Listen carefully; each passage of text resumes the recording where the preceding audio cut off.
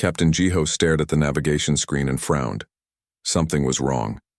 His ship, the Silver Dawn, was 3 hours away from New Hanseong, and the communication channels were completely silent.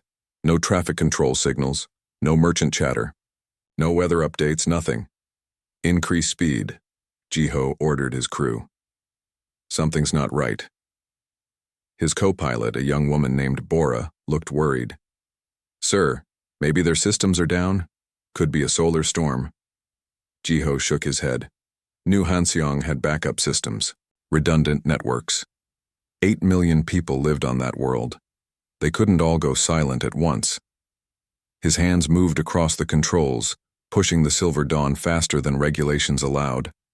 Behind him, the cargo hold was full of medical supplies and farming equipment. New Hanseong was expecting them. The colony depended on regular supply runs.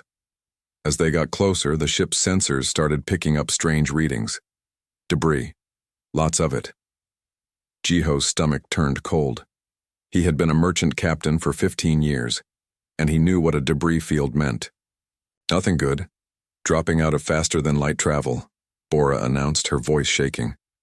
The Silver Dawn slowed down, and the main view screen activated. What Jiho saw made him want to scream. New Hanseong was gone. The beautiful blue and green world he had visited dozens of times was now a burning ball of red and black. The oceans were boiling. The continents were covered in molten rock. The atmosphere was being torn away into space like smoke from a fire. "Oh God," Bora whispered. "Oh God. Oh God. Oh God." Jiho couldn't speak. He just stared. His sister lived on New Hanseong. His sister and her 3 children. They had a farm near the northern continent. They grew apples. Real earth apples that somehow grew better in New Hanseong's soil than anywhere else. His nephew had sent him a message just 2 days ago, excited about his birthday party next week. The ship's computer started cataloging the debris. Defense satellites destroyed. Orbital stations shattered. Civilian transports torn apart. Hundreds of them. Thousands. People had tried to escape. They hadn't made it. "Scan for survivors," Jiho said. His voice sounded strange, distant, like it belonged to someone else. "Sir, at those radiation levels, nothing could—" "Scan for survivors," Jiho shouted. Bora worked the controls with trembling hands. The sensors swept through the debris field, looking for life signs, for active emergency beacons, for anything. The minutes crawled by. Jiho watched the screen, hoping, praying for a miracle. "I've got something," Bora said suddenly. "It's not a life sign. It's a data beacon. Military frequency. Put it on screen." The image that appeared was broken and distorted. A young woman in a Defense Force uniform appeared. Lieutenant Yuna, according to her name tag. She was bleeding from a cut on her forehead. Behind her, alarms were screaming, and lights were flashing red. "This is Defense Station 7, Yuna said in the recording. Her voice was steady despite the chaos around her. "We are under attack by Vorthani Imperial Fleet. I repeat, Vorthani Imperial Fleet. They did not respond to our hails. They opened fire without warning on civilian targets. New Hanseong is lost. 8 million people." Her voice broke for just a moment, then she continued. 8 million people are dead or dying. The Vorthani are systematically destroying everything. They're not even landing troops. They're just killing us all. An explosion rocked the station. Yuna grabbed her console to steady herself. "To whoever receives this message, tell Earth what happened here. Tell them the Vorthani came. Tell them—" Another explosion, closer this time. The image started breaking up. "Tell them we died human. Tell them—" The recording ended. The last few seconds showed Yuna repeating 3 words over and over. "The Vorthani came. The Vorthani came. The Vorthani came." Jiho saved the recording to every storage device on the ship. He encrypted it and set it to broadcast automatically to every human vessel in range. Then he just sat there, staring at the burning planet that used to be New Hanseong. Bora was crying quietly at her station. The other crew members had gathered in the cockpit, watching the view screen in silence. They all knew people down there, families, friends, loved ones. "Captain," the communications officer said softly. We're receiving responses to the beacon.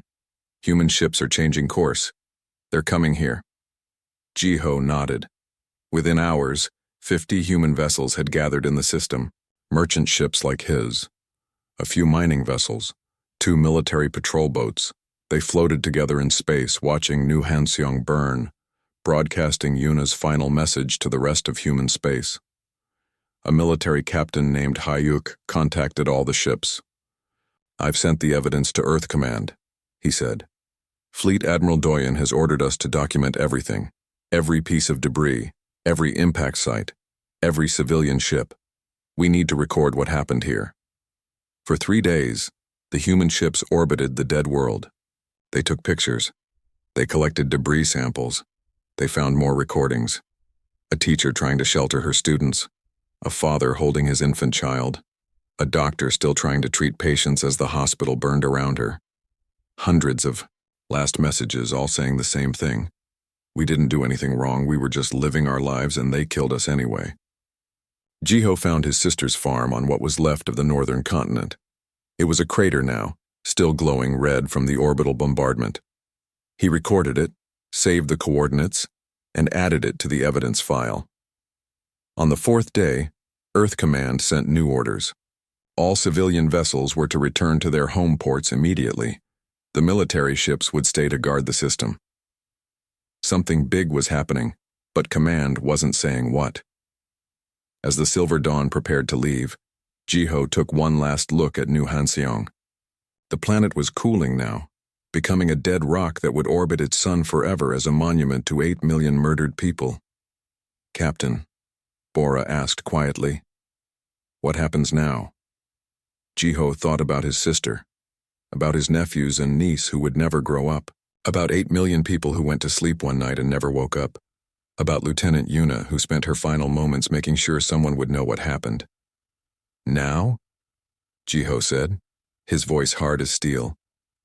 Now the Vorthani learn what it means to make an enemy of humanity. He didn't know it yet, but every human in the galaxy was thinking the exact same thing. The Vorthani had just made the worst mistake in their 5,000-year history. They had shown humanity that the galaxy was not a safe place, that peaceful coexistence was an illusion, that the only way to protect your people was to be strong enough that no one would dare attack you. The Vorthani thought they had destroyed a minor colony. What they had actually done was unite humanity in a way that had never happened before. Every human on every world in every ship now had one single purpose: make the Vorthani pay. The Galactic Council chamber was the most beautiful building on Station Unity. It floated in neutral space far from any home world, built to represent the peaceful cooperation of 47 different species. The walls were made of crystal that changed colors to reflect the moods of the assembled delegates. Today the walls were dark red, the color of anger and fear. Ambassador Hana stood in the center of the chamber. She had been Earth's voice to the galaxy for 12 years. She had negotiated trade agreements, settled disputes, and worked hard to make humanity respected among the elder races. She was good at her job. She smiled at the right times, compromised when necessary, and always stayed polite. Today she was not smiling. Around her, the representatives of the Galactic Council sat in their designated seats. The Kelric Dominion, tall and insect-like, with compound eyes that reflected the light. The Thrain Confederacy, floating in their environmental tanks, communicating through translation devices. And there, in the seat of honor, High Commander Vrex of the Vorthani Empire. Vrex was huge, nearly 3 meters tall, with gray skin covered in bony plates. His species had ruled their part of the galaxy for 5,000 years. They considered themselves the natural leaders of the Council. The Vorthani military was the largest in known space. Their territory included 2,000 star systems. They had never lost a war. "Ambassador Hana," Council Speaker Thol said in his wheezing voice. The Thrain bobbed in his tank, his tentacles moving in what might have been sympathy. "We have reviewed the evidence from New Hansong. This is indeed a tragedy. High Commander Vrex has agreed to offer reparations to the human government." Hana said nothing. She just looked at Vrex. The Vorthani commander shifted in his seat. "The incident at New Hansong was a regrettable misunderstanding. he said. His translator made his voice sound bored. Our sensors detected unauthorized military transmissions from the planet. Under Council Security Protocols, Section 47, we were authorized to neutralize potential threats. We followed procedure. You murdered 8 million civilians, Hana said. Her voice was quiet, but it carried through the chamber. We neutralized a potential military threat, Vrex corrected. If human colonies wish to broadcast military frequencies, they must expect military responses. Perhaps your species should learn proper communications protocols. The Kelric representative clicked his mandibles. Ambassador Hana, we understand you are upset, but High Commander Vrex acted within his legal rights. New Hanseong was broadcasting on restricted frequencies. The Vorthani response was, excessive, yes, but legally justified. Hana looked at the Kelric representative. They had shared drinks together, discussed philosophy. She had thought of him as a friend. Now she saw the truth. He wasn't her friend. He was just another alien who saw humanity as small and unimportant. The children were broadcasting on restricted frequencies? Hana asked softly. The farmers? The teachers? The 8 million people who were going about their daily lives? The planet's defense network was using... Vrex started. 20-year-old satellites, Hana interrupted. We bought them from the Kelric Dominion. They were using frequencies the Kelric installed. But please, High Commander, explain how 8 million dead civilians is a proportional response to a communications error. Vrex's faceplates shifted in what might have been anger. How dare you use that tone with me? Humanity has been in space for barely 200 years. The Vorthani Empire existed before your species invented the wheel. You should be grateful we're offering reparations at all. Oh, we're grateful, Hana said. The word sounded like poison. What's the exchange rate? How many credits per dead child? I want to make sure we're getting fair market value for our murdered citizens. The council chamber erupted. Representatives shouted at each other in a dozen languages. Council Speaker Thol raised several tentacles for silence. Ambassador Hana, control yourself. High Commander Vrex has offered generous compensation. 10 million credits, technology transfers, and preferred trade status for human merchants in Vorthani space. This is more than fair. Hana laughed. It was not a happy sound. 10 million credits. That's 1 credit and 25 cents per dead human. I'm curious, Speaker Thol. What's the going rate for dead Thrain? Is it also 1 credit and 25 cents? Thol's tentacles curled inward. That is not an appropriate comparison. No, it's not, Hana agreed. Because if the Vorthani destroyed a Thrain world, this council would have declared war immediately. But we're just humans. Young, primitive, unimportant humans. Our lives don't matter as much as yours, do they? The Kelric representative stood up. Ambassador, you're being unreasonable. The Vorthani have offered fair compensation. Accept it and move forward. This is how the galaxy works. Mistakes happen. We pay for them and continue. Hana looked around the chamber. At the 47 species who made up the Galactic Council, not one of them would meet her eyes except Vrex, who looked at her with contempt. They had already decided. Humanity would accept the reparations and shut up, because humanity was small and weak and didn't matter. No, Hana said. No? Speaker Thol repeated, confused. No, we will not accept your reparations. No, we will not move forward. No, we will not forget this. Hana pulled out a datapad and read from it. By the authority granted to me by President Soman of Earth, I hereby declare that humanity withdraws from the Galactic Council, effective immediately. All trade agreements are suspended. All military cooperation is ended. All diplomatic relations are severed. The chamber exploded again. Representatives shouted questions. Speaker Thol demanded she reconsider. Vrex just laughed. You're making a mistake, little human, the Vorthani commander said. Your species needs the council. You need our trade routes, our technology, our protection. Where will you go? What will you do? You only have 12 colony worlds. You're nothing without us. Hana smiled then. It was a terrible smile, full of teeth and no warmth. You're right, High Commander. We are small. We are weak. We are nothing compared to the mighty Vorthani Empire. She walked toward the exit, then stopped and looked back at him. I wonder, though, if we're so unimportant, why are you worried about what we'll do next? She left the chamber. Behind her, the council dissolved into chaos. Species were already calculating how humanity's withdrawal would affect their economies. Trade routes would have to be rearranged, contracts would be broken, it would be expensive and annoying. Council Speaker Thol turned to his aide. The humans are having a tantrum. They'll be back within a year when they realize they need us more than we need them. Vrex agreed. If they're not back in a year, perhaps we should absorb their territory. 12 undefended colony worlds would be valuable additions to the Empire. The aide, a young Thrain named Kel, said nothing. But he had watched Ambassador Hana's face as she left. He had seen something there that worried him. Not anger, not grief, something worse. Determination. Meanwhile, on Earth, Fleet Admiral Doyen stood in the war room deep beneath Sol. Around him, holographic displays showed every human ship, station, and military installation in space.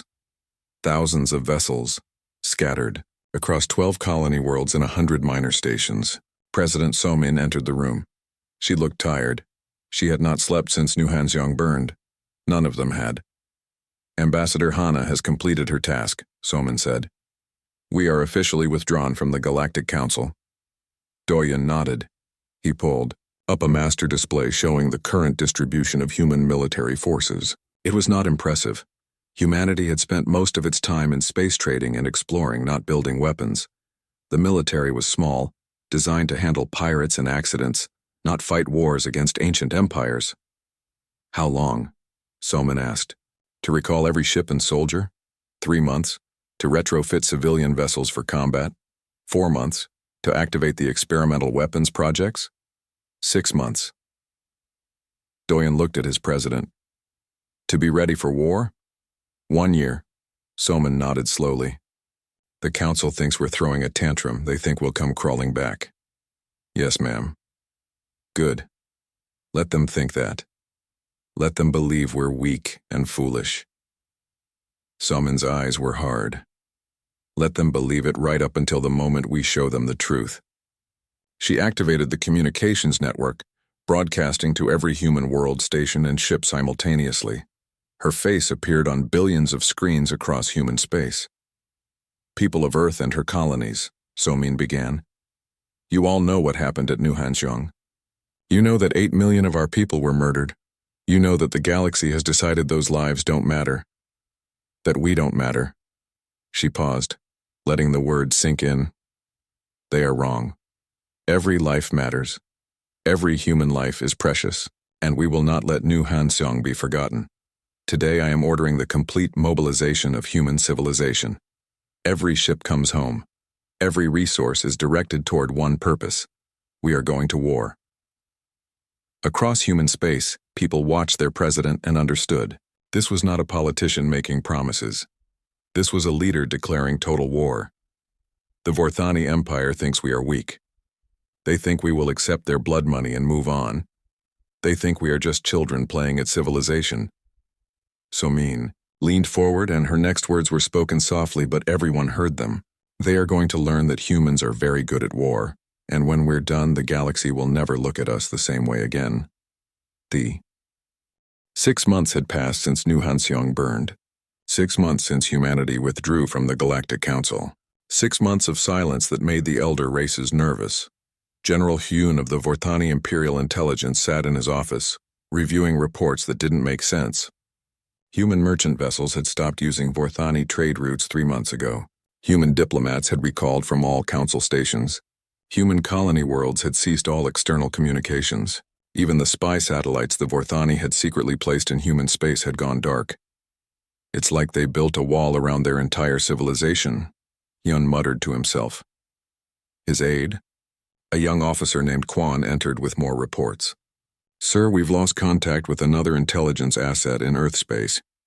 That's the 15th one this month. 15? Hyun looked up sharply. What happened to them? Unknown, sir. They just... Stop reporting. No warning. No final message. Just silence. Hyun didn't like this. In his 40 years of intelligence work, he had never seen anything like it. When species prepared for war, you could see the signs. Ship movements, resource allocation, military buildups. But the humans? They had just vanished behind a curtain of silence. He brought his concerns to High Commander Vrex, who was in his command center reviewing fleet positions. The Vorthani Empire controlled 2,000 systems, and Vrex had ships everywhere, maintaining order and projecting power. General Hyun, Vrex said without looking up from his displays. What brings you here? Sir, I'm concerned about the humans. We have no intelligence from their space. No satellite coverage. No agent reports, nothing. Vrex finally looked at him. So? The humans are probably fighting among themselves. Young species always collapse under pressure. They'll beg to rejoin the council within a year. With respect, sir, I don't think that's what's happening. The complete communications blackout is too organized, too deliberate. They're hiding something. Vrex waved a clawed hand dismissively.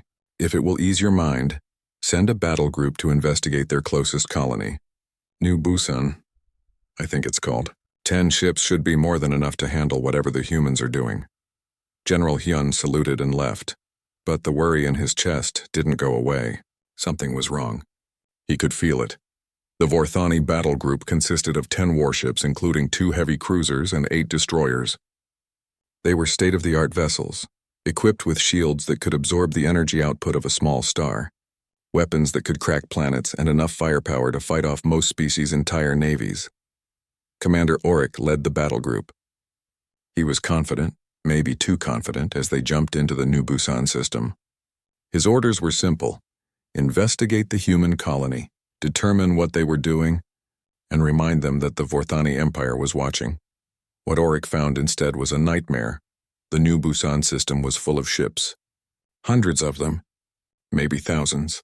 They filled the space around the colony world like a swarm of metal insects. But these weren't military vessels. Auric recognized civilian ship designs: merchant haulers, mining vessels, passenger transports, cargo freighters. Sir, his sensor officer said nervously, those civilian ships, they've been modified. Auric pulled up the detailed scans and his confidence evaporated. The merchant haulers bristled with missile launchers. The mining ships carried massive bombs strapped to their hulls. The passenger transports had been gutted and rebuilt, now deploying hundreds of small attack drones. Battle stations, Auric ordered. Shields to maximum. The human ships didn't hail them, didn't demand identification, didn't give any warning. They just opened fire. Commander Taeyang stood on the bridge of what used to be a civilian cargo ship called the Morning Star. Now, it was the flagship of New Busan Defense Fleet. He watched the Vorthani battle group arrive and felt nothing but cold satisfaction. All ships, Taeyang said calmly into the communication system. Fire at will. The human fleet unleashed hell. Railguns fired projectiles accelerated to 30% of light speed. At that velocity, the kinetic energy alone could punch through almost anything. The Vorthani shields held for exactly 3 seconds before the first cruiser's shields collapsed. The railgun slug passed through the ship like it was made of paper. But the railguns were just the beginning. Humanity had been developing experimental weapons for decades, technologies that the Galactic Council had dismissed as primitive human tinkering. Now those experiments became reality. Plasma lances, superheated matter contained in magnetic fields, cut through Vorthani armor like butter. Nanoswarms, clouds of microscopic machines attached themselves to enemy hulls and began disassembling them at the molecular level. And then there were the quantum torpedoes. The Vorthani had energy shields. Every major species did. The shields absorbed energy weapons and deflected physical projectiles. They were the foundation of space warfare, making ships nearly invulnerable. But human quantum torpedoes didn't care about shields. They used quantum entanglement to materialize their warheads inside enemy ships, bypassing defenses entirely. The second Vorthani cruiser simply exploded from the inside when 3 quantum torpedoes appeared in its reactor core. Evasive maneuvers, Commander Auric screamed. His beautiful flagship was already damaged, atmosphere venting from a dozen hull breaches. Around him, the rest of his battle group was dying. The destroyers were trying to fight back, but their weapons couldn't lock onto targets moving that fast. The human drones were small, quick, and there were thousands of them. Jump out, Auric ordered. Emergency faster-than-light jump now. His navigator shook his head. Sir, the humans have deployed faster-than-light inhibitors. We can't jump. Auric felt real fear then. The humans had trapped them. This wasn't a battle. It was an execution. One by one, the Vorthani warships died. The heavy cruisers, pride of the Imperial fleet, were torn apart. The destroyers lasted only slightly longer. Auric watched 5,000 years of military tradition get erased in 17 minutes. When only his ship remained, the human attack suddenly stopped. Auric's flagship was crippled, weapons destroyed, engines offline, but they were alive. Commander Taeyang's face appeared on Auric's view screen. The human looked young, maybe 30 years old, with dark eyes that held no mercy. Commander Auric of the Vorthani Empire, Taeyang said formally, your battle group has been neutralized. I'm allowing one of your escape pods to return to Vorthani space. Do you understand why? Auric could barely speak. Why? Because I want you to deliver a message to High Commander Vrex. Taeyang leaned forward. Tell him that New Hansong sends its regards. Tell him that 8 million humans died without warning, without mercy, without cause. Tell him that we remember every single one of them. And tell him that this is just the beginning. Taeyang cut the connection. Moments later, Auric found himself stuffed into an escape pod with a dozen other survivors. The pod's computer was programmed with a course back to Vorthani space. As the pod accelerated away, Auric looked back at the remains of his battle group. 10 modern warships reduced to expanding clouds of debris. The human ships didn't pursue. They just returned to their positions around New Busan, waiting for the next attack. The escape pod took 3 days to reach the nearest Vorthani station. During those 3 days, Auric and his surviving crew members said very little. What was there to say? They had been completely destroyed by an enemy the Vorthani Empire had dismissed as weak and primitive. When Auric finally stood before High Commander Vrex and delivered his report, the commander's faceplates shifted through several colors, a sign of extreme emotion in Vorthani physiology. Impossible, Vrex said. 10 warships destroyed by converted civilian vessels? Sir, they weren't civilian vessels anymore, Auric said quietly. They were weapons platforms. The humans had been preparing for this. The modifications were too extensive, too sophisticated to have been done in 6 months. They must have been working on this for years, maybe decades. While they smiled at us in council meetings, General Hyun added, having been called in to hear the report, while they played the role of friendly newcomers, they were secretly developing weapons designed specifically to counter our military advantages. Vrex stood up, his full 3 meters of height making everyone else in the room feel small. Mobilize the fleet, all of it. We will crush these humans and teach the galaxy what happens when you defy the Vorthani Empire. General Hyun felt the worry in his chest grow into genuine fear. Sir, perhaps we should attempt diplomacy first. The humans clearly have capabilities we didn't know about. If we— No! Vrex's roar echoed through the command center. The humans destroyed a Vorthani battle group. If we do not respond with overwhelming force, every species in the galaxy will think we're weak. We are the Vorthani Empire. We have ruled this galaxy for 5,000 years. We will not be threatened by children. Orders went out across Vorthani space. The Imperial fleet, 2,000 warships strong, began converging on human territory. It was the largest military mobilization in galactic history. What none of them knew was that humanity was expecting them. Waiting for them. Ready for them. Commander Taeyang received the intelligence reports from human spy networks still operating in Vorthani space. He read about the fleet mobilization and smiled grimly. Contact Fleet Admiral Doyen, Taeyang ordered. Tell him the Vorthani took the bait. They're coming in force. The war that followed was unlike anything the galaxy had ever seen. The Vorthani Empire, confident in their numbers and ancient traditions, sent their fleets into human space expecting quick victory. What they found instead was a species that had spent 6 months preparing for total war. The Battle of New Busan was first, and it set the pattern for everything that followed. 2,000 Vorthani warships against 600 human vessels. On paper, it should have been an easy Vorthani victory. But human ships weren't following the rules of galactic warfare. They didn't line up for traditional naval battles. They didn't try to capture territory. They just killed. Captain Minho commanded the assault carrier Freedom's Price, one of the converted passenger liners now serving as a drone mothership. His ship carried 5,000 autonomous combat drones, each one equipped with quantum torpedoes and enough artificial intelligence to make tactical decisions independently. Release the swarm. Minho ordered as the Vorthani fleet entered weapons range. 5,000 drones launched simultaneously. They moved like a school of fish flowing around Vorthani weapons fire, adapting to enemy tactics in real time. The Vorthani had never fought an enemy like this. Their targeting computers couldn't lock on to so many small, fast-moving targets. Their point defense systems were overwhelmed in seconds. The drones reached the Vorthani lines and began their work. Quantum torpedoes materialized inside ship after ship. Explosions blossomed across the Vorthani fleet like deadly flowers. In the first 10 minutes, the Vorthani lost 300 ships. High Commander Vrex, commanding from his flagship Eternal Glory, watched his fleet die and couldn't understand it. His ships were better. His weapons were more powerful. His crews were more experienced. But none of it mattered. The humans fought like demons, using tactics that shouldn't work but somehow did. Fall back, Vrex finally ordered. Retreat to the rally point. But the humans had learned from the Battle of New Busan. They had deployed faster-than-light inhibitors throughout the system. The Vorthani fleet was trapped. The battle lasted 6 hours. When it ended, the Vorthani Imperial fleet had lost 1,400 ships. The human fleet had lost 200. It was the most decisive naval victory in recorded history, and it sent shockwaves through the galaxy. The Galactic Council convened an emergency session. Council Speaker Thal floated in his tank, his tentacles curled in distress. Around him, representatives from 46 species argued and panicked. The humans have destroyed the Vorthani Imperial fleet, the Kelric representative said, his mandibles clicking rapidly. The fleet that has maintained galactic order for millennia. What do we do? We must stop them, a Thrain delegate argued. If the humans can destroy the Vorthani, they can destroy any of us. We should combine our fleets and what? Another representative interrupted.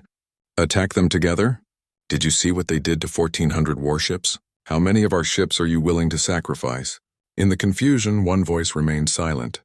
Ambassador Hana sat in the visitors' gallery, no longer a council member, present only as an observer. She watched the elder races panic and felt nothing. This was what they had taught humanity. That strength was the only thing that mattered in the galaxy. That the weak suffered and the strong did as they pleased. Humanity had learned the lesson well. While the council argued, Captain Minho and the human expeditionary fleet were already moving toward their next target. Fourth and Prime, the Vorthani homeworld itself. The fleet emerged from faster-than-light travel at the edge of the Vorthon system. Before them lay the capital of an empire that had stood for 5,000 years. The planet was beautiful, covered in vast cities, with orbital platforms and defense stations creating a protective shell around it. Minho broadcast a message on all frequencies, in every known language. People of Vorthon Prime. This is Captain Minho of the Human Expeditionary Fleet. You have 6 hours to evacuate this planet.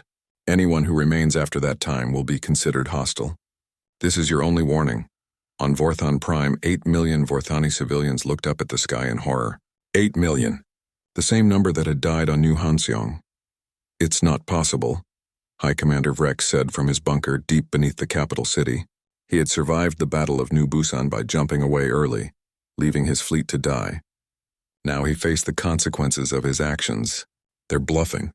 The council won't allow them to destroy a homeworld. General Hune stood beside him, looking at the defensive readouts. Sir, the humans have 300 ships in orbit. Our planetary defenses can't stop them all. We need to evacuate. Never. The Vorthani Empire does not run from humans. While Vrex argued, millions of Vorthani civilians were already fleeing. Ships of every type launched from the surface, carrying families, possessions, everything they could grab in their panic. The exodus was chaotic, desperate, terrifying. The Galactic Council tried to intervene. Speaker Thal contacted Ambassador Hana directly. Ambassador, please, Thal begged, his translator making his distress clear. Don't do this. You've made your point. The galaxy understands that humanity is strong. But if you destroy Vorthon Prime, you'll be no better than the Vorthani who destroyed New Hanseong. Hana looked at the council speaker with cold eyes. Where were you when New Hansong burned, Speaker Thal? Where was the Galactic Council? Where were the emergency sessions and the desperate pleas? We offered reparations. You offered insults. Hana's voice cut through his words like a knife. You told us our people's lives were worth 1 credit and 25 cents each. You told us to accept it and move on. Now you ask us for mercy? This isn't mercy we're asking for. This is basic morality. You can't murder 8 million civilians just because the Vorthani did the same to you. You're right, Hana said. We're not murdering 8 million civilians. We're giving them 6 hours to leave. More warning than New Hansong got. More mercy than the Vorthani showed. Every person who dies on Vorthan Prime will die because they chose to stay, not because we gave them no choice. The Council offered everything. Technology transfers, territory, economic concessions, political power. Ambassador Hana listened to their desperate offers and rejected them all. You taught us that the only thing that matters in this galaxy is strength, Hana said to the assembled council. You taught us that the weak suffer and the strong do as they please. You taught us that justice is just a word, and power is the only truth. We're simply applying the lessons you taught us. The 6 hours passed. Most of the Vorthan civilian population evacuated, but 2 million chose to stay. Some because they couldn't believe humanity would really do it. Some because they were too old or sick to flee. Some because they refused to abandon their homeworld. Captain Minho received confirmation that the deadline had passed. He looked at his bridge crew, saw the grim determination on their faces, and gave the order that would change galactic history forever. All ships, begin bombardment. The human fleet unleashed hell on Vorthan Prime. Not the surgical strikes that could destroy military targets and leave civilians alive. This was total war. The kind of war that humanity had learned over 10,000 years of fighting itself. The kind of war where the goal was complete destruction. 300 ships fired simultaneously. Orbital platforms vaporized. Cities became craters. Oceans boiled. The atmosphere began to burn. Within hours, Vorthan Prime looked exactly like New Hansong had looked 8 months earlier. A dead ball of molten rock that would never sustain life again. 8 million Vorthani died. The exact same number that had died on New Hansong. Across the galaxy, every species watched in horror. The humans had actually done it. They had destroyed an ancient homeworld, committed what the Council considered the ultimate war crime, and done it with cold, methodical precision. But humanity wasn't done. Not even close. Admiral Nari, the overall commander of human military forces, had divided the fleet into hunter groups. Each group targeted a different part of Vorthani space. They didn't invade planets. They didn't try to capture territory. They just destroyed everything military the Vorthani had built. Shipyards that had been constructing vessels for 3,000 years were reduced to debris. Weapons factories became slag. Military academies were erased.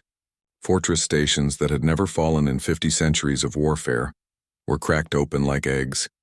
The Vorthani Empire, the greatest military power in the known galaxy, was being systematically dismantled by an enemy they had dismissed as children.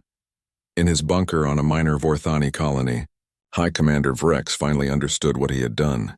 He had awakened something terrible. Humanity didn't fight wars for territory or resources or political advantage. They fought wars for revenge, and they fought them with a completeness that no other species could match. Contact the humans, Vrex said quietly to General Hyun. Offer surrender. Sir? You want to surrender the entire empire? There won't be an empire if we don't. Look at the reports. In 2 months, they've destroyed 40% of our military infrastructure. At this rate, we'll have nothing left in 6 months. Surrender now and maybe we can save something. The surrender offer reached Admiral Nari as she was preparing to attack another Vorthani military installation. She read it carefully, then broadcast her response across all channels. The Vorthani Empire offers surrender. We accept with the 18 months after New Hansong burned, the war finally ended. Not because humanity was defeated, but because humanity chose to stop. President Soman stood before the assembled media of Earth and made an announcement that surprised the entire galaxy. The war is over, Soman said simply. All human military forces will return to our territory within 30 days. We will not occupy Vorthani worlds. We will not establish military governors. We will not continue the destruction. We have made our point. A reporter raised her hand. Madam President, the Vorthani Empire is defenseless. We could take their remaining territory easily. Why are we stopping now? Soman looked tired. The war had aged her. Gray streaks ran through her hair that hadn't been there before. Because we're not conquerors. We never wanted to build an empire. We just wanted justice for New Hansong. We've achieved that. Now it's time to come home. Across human space, the fleets began their return. Soldiers who had been fighting for over a year finally got to go home to their families. Ships that had been converted for war started the long process of being converted back to peaceful purposes. Humanity, which had shocked the galaxy with its capacity for violence, now shocked them again with its capacity for restraint. The Galactic Council reformed without human participation. The surviving species established new laws, new protocols, new understandings about how to coexist. The most important of these was Council Resolution 1.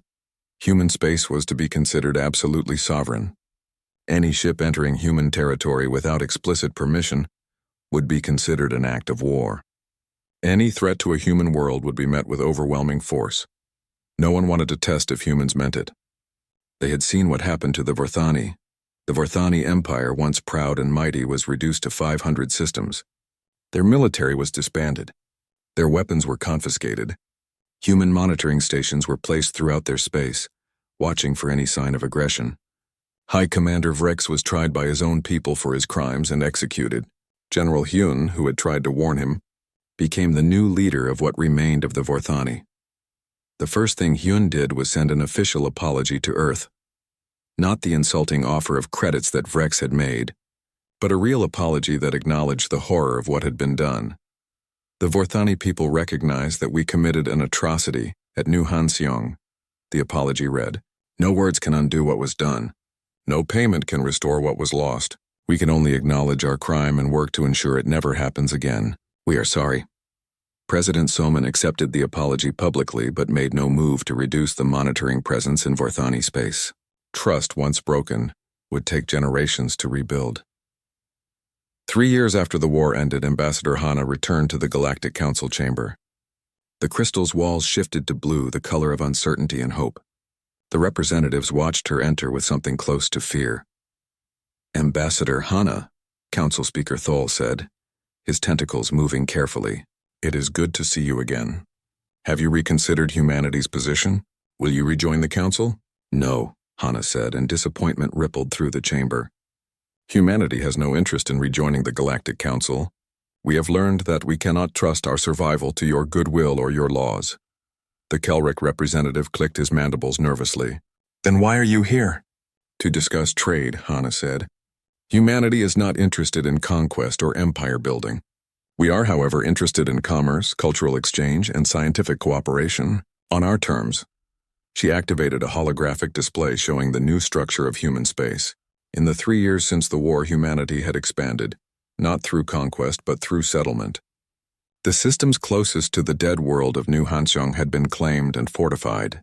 Each one bristled with defensive platforms that made even the most advanced species nervous. "We are offering trade agreements to any species willing to meet our conditions," Hana continued. "First, all trade will be conducted at human-controlled ports. No foreign ships enter human space without explicit permission and escort. Second, any violation of human sovereignty will result in immediate cessation of trade and military response. Third, we will not participate in council politics or military actions. We stand alone." "These terms are extraordinarily restrictive," a Thrain delegate protested. "You're essentially demanding that we treat you as superior to council members." "No," Hana corrected. "We're demanding that you treat us as equals. The difference is subtle but important. We're not claiming superiority. We're claiming independence. If you want access to human goods, human technology, and human markets, you'll accept our terms. If you don't, that's fine too. We're entirely self-sufficient." It was the truth. In 3 years, humanity had transformed its economy. Resources that once went to luxury goods now went to infrastructure and defense. Every human world was fortified. Every system was defended. Every citizen knew basic combat training. Humanity had become what the war forced them to become: a civilization built for survival in a hostile galaxy. Over the next few months, every major species in the galaxy signed trade agreements with humanity. The terms were restrictive, yes, but access to human trade was too valuable to refuse. More importantly, no one wanted humanity as an enemy. The Vorthani had learned that lesson the hard way. 20 years after New Hanseong burned, Captain Jiho stood on the surface of New Hanseong Secundus, a colony built on a planet in a nearby system. The colony was thriving, home to 2 million people. It looked remarkably like old New Hanseong had looked before the attack. with farms and small cities and children playing in parks. Jiho was old now, retired from merchant service, spending his last years teaching new captains about navigation and trade routes. He often came to this park because it reminded him of his sister's farm. Sometimes he could almost imagine that New Hansong had never been destroyed. That his nephews and niece were still alive. That 8 million people still lived their peaceful lives. But then he would look up and see the defense satellites. Dozens of them, constantly scanning for threats. He would see the garrison station in orbit, holding a full battle group ready to deploy at a moment's notice. He would see the emergency shelters built into every building, the evacuation ships kept fueled and ready, the civil defense training that every citizen underwent. Humanity remembered.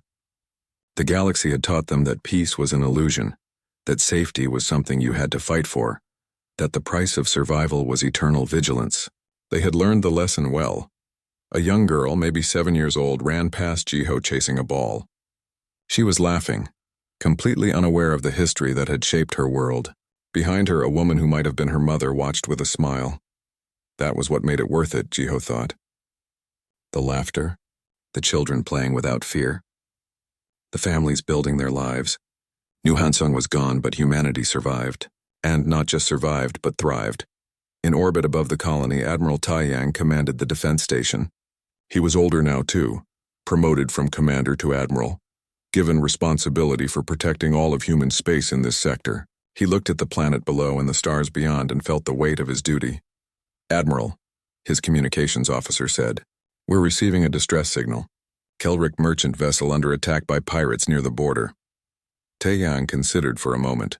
The Kelrick were not human. The attack was not in human space.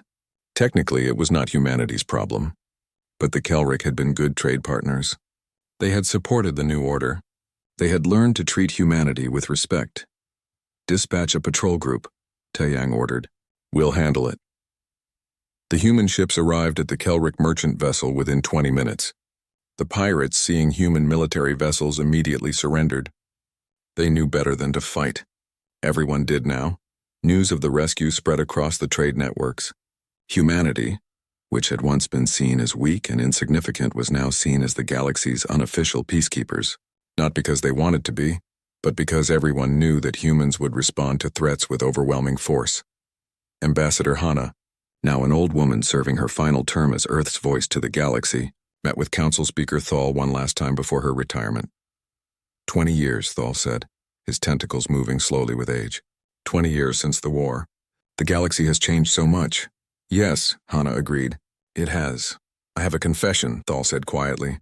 When you left the council chamber that day when you declared war, I thought you were making a mistake. I thought humanity would be crushed. I thought you were leading your people to extinction. Many people thought that, but you were right. About everything. The council was corrupt. We valued power over justice. We allowed the strong to prey on the weak because it was easier than standing up for what was right.